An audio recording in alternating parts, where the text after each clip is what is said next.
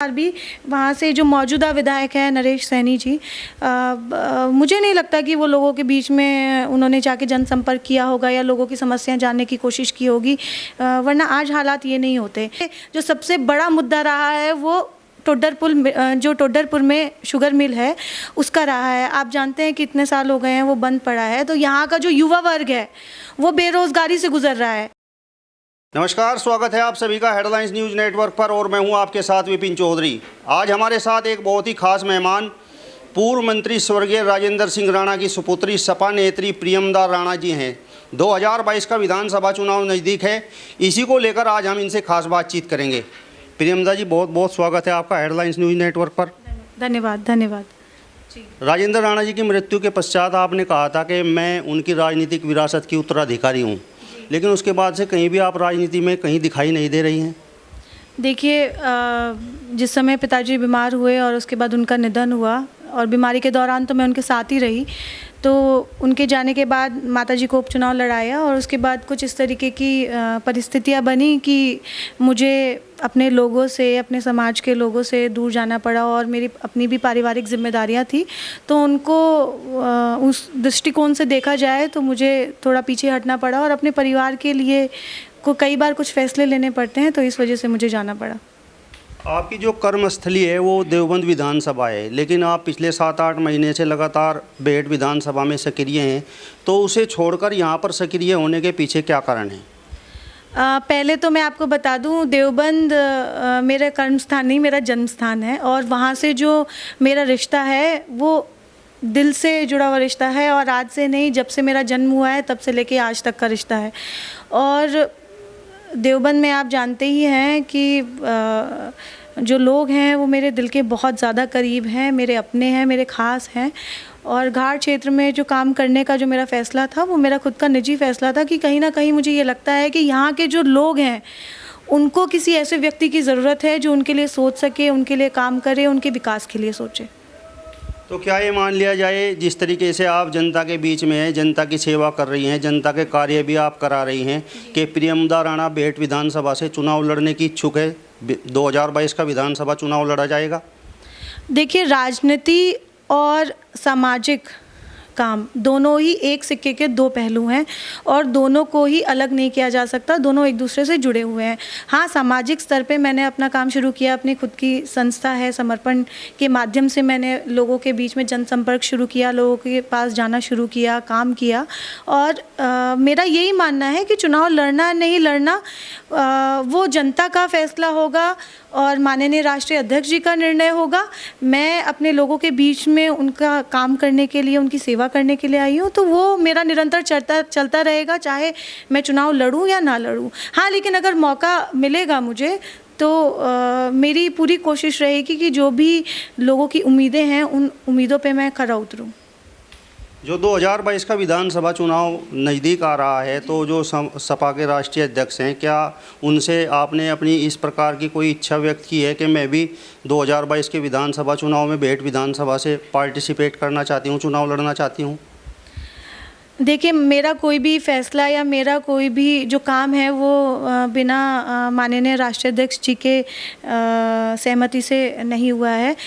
माननीय राष्ट्रीय अध्यक्ष जी को बता के ही और उनसे इजाज़त लेकर ही मैंने अपना काम शुरू किया है और पूरा सपोर्ट उनका मेरे साथ है।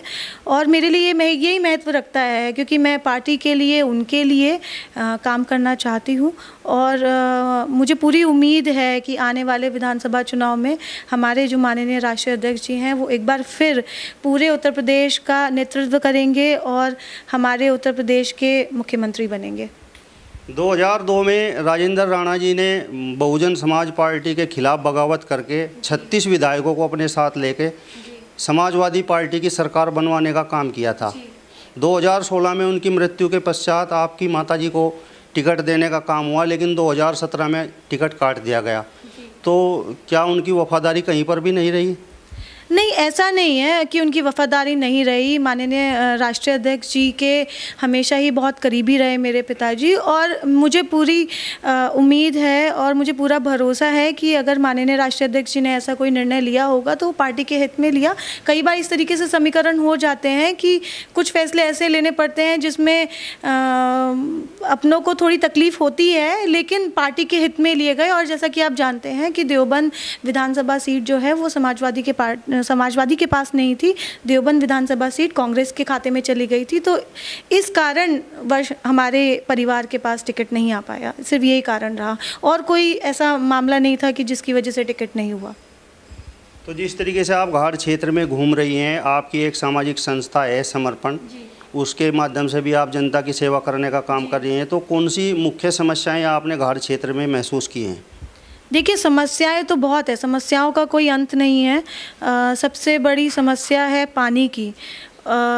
आज भी आप देखिए कि कितने गांव ऐसे हैं जहां पे पानी की बहुत समस्या है। जहानपुर है, ननौली है, और पूरा ही जो घाट क्षेत्र है, कम से कम 50 से 60% जो घाट क्षेत्र है वो आज भी साफ़ पानी से वंचित है। वहाँ पे साफ़ पानी नहीं है। आज भी वो पाइपलाइन डली हुई है जो इंदिरा गांधी के समय में डली थी। तो सबसे बड़ी दिक्कत है कि यहाँ के लोगों को साफ़ पानी पीने को नहीं मिलता है। जिस पानी को पीने में इस्तेमाल किया जाता है उसी में कपड़े धुले जाते हैं, उसी में खाना बनाए जाते हैं, उसी में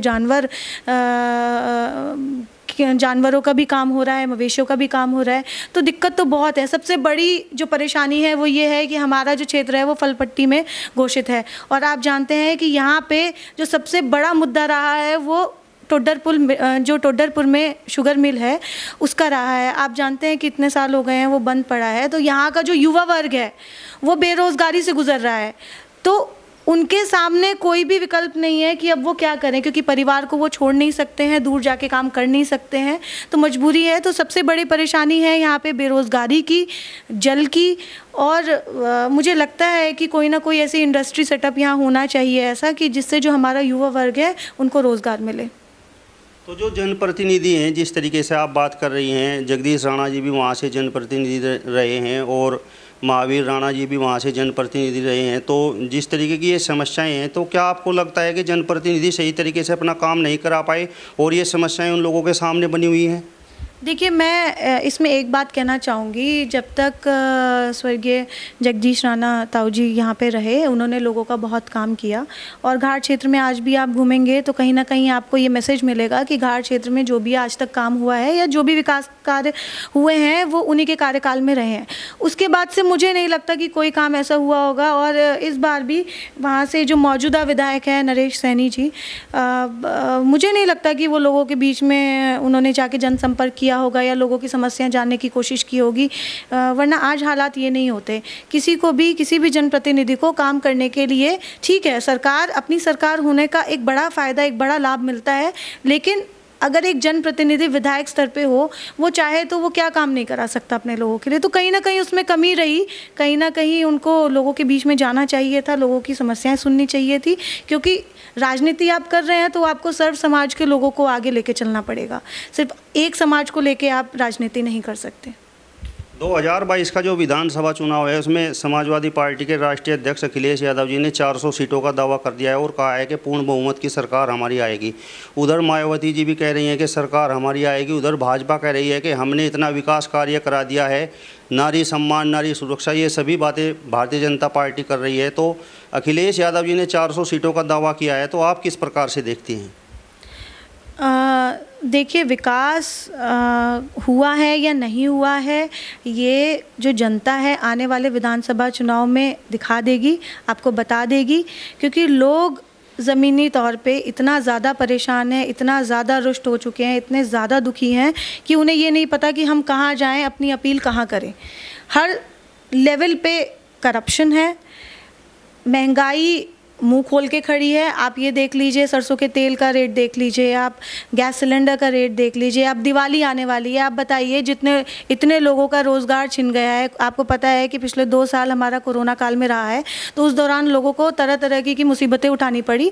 तो समस्याएं तो बहुत आई, और पिछले 4 साल में क्या विकास कार्य हुए हैं, क्या नहीं हुए हैं, वो जनता आने वाले विधानसभा चुनाव में आपको दिखा देगी। और रही बात समाजवादी पार्टी के बहुमत की। तो मुझे पूरी आशा है, पूरी उम्मीद है और पूरा भरोसा है कि आने वाले विधानसभा चुनाव में माननीय राष्ट्रीय अध्यक्ष जी हमारे प्रदेश के मुख्यमंत्री बनेंगे। आपको ऐसा क्यों लगता है कि जनता समाजवादी पार्टी को वोट देगी, जबकि 2017 के विधानसभा चुनाव में तो जनता ने इस पार्टी को नकार दिया था और भारतीय जनता पार्टी की सरकार बनवाने का काम किया था? देखिए, लोग बदलाव चाहते हैं। लोग कहीं ना कहीं उनको कोई ना कोई कमी महसूस हो रही है। अब लोग बदलाव चाहते हैं और इस समय जो स्थिति है, जो परिस्थितियां हैं, उनको देखते हुए अब लोग ये निर्णय ले चुके हैं, ये फैसला ले चुके हैं कि कहीं ना कहीं उनको आवाज़ उठानी पड़ेगी और समाजवादी पार्टी ही है जो लोगों की समस्याओं का निवारण कर सकती है। समाजवादी सरकार आएगी, लोगों के अच्छे दिन आएंगे और लोगों की जो परेशानियां हैं वो थोड़ी कम होंगी। 2017 में आप भी टिकट की दौड़ में थी, उधर आपकी माताजी टिकट की दौड़ में थी, लेकिन ना टिकट आपको मिला ना आपकी माताजी को मिला। क्या आपसी लड़ाई से ये टिकट जो है उस समय कट गया था? इसका जवाब थोड़ा सा मुश्किल है। देखिए, राजनीतिक परिवारों में ये सब चीज़ें बहुत आम हैं। कहीं ना कहीं थोड़ा बहुत आपसी मतभेद आ जाते हैं। परेशानी ये नहीं थी कि मैंने कभी ये नहीं कहा कि मेरी माँ का टिकट नहीं होना चाहिए या मेरे भाई का टिकट नहीं होना चाहिए। देखिए, चुनाव हर कोई लड़ना चाहता है, पावर हर कोई चाहता है, काम हर कोई करना चाहता है, जिम्मेदारी हर कोई चाहता है और सबका अपना एक इंडिपेंडेंट डिसीजन है वो। हाँ, लेकिन हाँ, ये है कि कहीं ना कहीं कुछ चीज़ें ऐसी हैं जो इफ़ेक्ट करती हैं और कई बार इस तरीके से समीकरण हो जाते हैं। फिर मैंने कहा ना आपको, पहले भी मैंने आपको जवाब दिया कि पार्टी के खाते में ये सीट नहीं रही। ये जो देवबंद सीट है हमारी विधानसभा जो है वो कांग्रेस के खाते में चली गई थी। तो इस वजह से जो टिकट है वो हम लोगों के परिवार में नहीं हो पाया। आपको याद होगा कि पहले मेरी माताजी का टिकट डिक्लेयर हो गया था, लेकिन उसके बाद फिर माननीय राष्ट्रीय अध्यक्ष जी को लगा कि कहीं ना कहीं जो परिवार में जो समस्या है उसकी वजह से शायद सीट ना निकल पाए और फिर आपस में जो गठबंधन हुआ उसकी वजह से भी वो भी एक फैक्टर रहा कि जो हमारी सीट है वो कांग्रेस के खाते में चली गई। आपकी जो सामाजिक संस्था है समर्पण, इसकी समाज सेवा के बहुत चर्चे आजकल जो है जनपद सहारनपुर में है, तो मैं आपसे ये जानना चाहता हूँ कि किस प्रकार का कार्य आपकी ये संस्था करने का काम करती है? देखिए, हमारी संस्था के माध्यम से हम अवेयरनेस कैंप्स लगाते हैं एनीमिया को लेके, क्योंकि आप जानते हैं कि बच्चियों में जो एडोलसेंट गर्ल्स हैं उनके अंदर खून की बहुत कमी रहती है। तो कहीं ना कहीं हमको ये लगता है कि लोगों में और ख़ास करके जो पिछड़े हुए क्षेत्र हैं वहाँ पे अवेयरनेस की बहुत ज़रूरत है। तो हम अवेयरनेस कैंप्स लगाते हैं और घाट क्षेत्र में आपको पता है कि आग की समस्या बहुत ज़्यादा है। यहाँ पे कोई फायर स्टेशन नहीं था और अभी भी नहीं है, अभी प्रस्ताव पास हुआ है। तो ये जो दिक्कतें हैं, तो इसमें जैसे अभी भी बादशाही बाग की तरफ और ननौली की तरफ, इस तरफ भी काफ़ी आग लगी थी, तो वहाँ पे हमने टेंट्स डिस्ट्रीब्यूट किए। ड्यूरिंग द कोविड हमने 3000 कोविड किट्स डिस्ट्रीब्यूट करी, जिसमें कि पूरा 12 दिन का कोर्स था कोरोना के लिए, और मास्क डिस्ट्रीब्यूट करे, सैनिटाइज़र डिस्ट्रीब्यूट करे। इसके अलावा हमारा पूरा फोकस रहता है एजुकेशन पे और हेल्थ पे, कि जहाँ पे भी एजुकेशन नहीं पहुँच पा रही है या जो बच्चे असमर्थ हैं एडमिशन लेने में, हम उनका एडमिशन कराएं। और हेल्थ से रिलेटेड जो भी हमारे पास केसेस आते हैं कि जो बिलो द पॉवर्टी लाइन जो फैमिलीज़ हैं, जो लोग इलाज का खर्चा नहीं उठा पाते हैं, तो हम उनका इलाज कराते हैं अपनी संस्था के माध्यम से। अच्छा, ये बताइए, जो राजेंद्र राणा जी रहे हैं उनका राजनीति में बड़ा रुतबा रहा है, लेकिन उनकी मृत्यु के पश्चात कहीं ना कहीं आपकी माताजी चुनाव नहीं जीत पाई। कार्तिकेय राणा को अभी जो है ब्लॉक प्रमुखी चुनाव में भी हार का मुंह देखना पड़ा। तो आपको क्या लगता है कि जो जनपद सहारनपुर में राजनीतिक रुतबा आपके परिवार का था, तो वो एक बार फिर से खड़ा हो पाएगा? क्या कार्तिकेय राणा और आपके अंदर वो उस प्रकार का जज्बा, उस प्रकार की समाज सेवा करने का जज्बा है कि एक बार फिर से वो रुतबा आप हासिल कर पाएंगे? बिल्कुल है। आप ये देखिए कि इतनी हार के बाद, इतना नुकसान के बाद भी आज हमारा पूरा परिवार एक साथ खड़ा है और अपने अपने क्षेत्र में काम कर रहे हैं, अपने लोगों से जुड़े हुए हैं। अपने आप में ये आपको खुद ही दर्शाता है कि हम लोग काम करने के योग्य हैं या नहीं है। हार के बाद दोबारा खड़ा होना, अपने लोगों के बीच में मान सम्मान बनाए रखना, अपने लोगों के लिए काम कराना, यही अपने आप में बहुत बड़ी उपलब्धि है हम लोगों के लिए। मेरे पिताजी को भी यहाँ तक पहुँचने में 15 से 20 साल लगे। तो आप ये कैसे कह सकते हैं कि हम लोग वहाँ तक पहुँच पाएंगे कि नहीं पहुँच पाएंगे, कि हर चीज़ में समय लगता है। समय और पेशेंस एक ज़रूरत है पॉलिटिक्स की। और मुझे पूरी उम्मीद है, पूरा भरोसा है कि जो मान सम्मान हमारे पिताजी ने कमाया, अब पूरा जीवन अपना लगा के, मेहनत करके, चुनाव लड़के, मंत्री बन के, और एक प्रदेश में जो अपना नाम कमाया, हम दोनों भाई बहन मिलकर उस मान सम्मान को वापस लेकर आएंगे। तो ये थी हमारे साथ में पूर्व मंत्री स्वर्गीय राजेंद्र सिंह राणा जी की सुपुत्री सपा नेत्री प्रियमदा राणा, जिनका स्पष्ट तौर पर कहना है कि जनता इस बार बदलाव चाहती है और 2022 का जो विधानसभा चुनाव होने जा रहा है उसमें समाजवादी पार्टी पूर्ण बहुमत की सरकार बनाएगी। अपने सहयोगी साथी अंकित चौधरी के साथ हेडलाइंस न्यूज़ नेटवर्क के लिए सहारनपुर से विपिन चौधरी।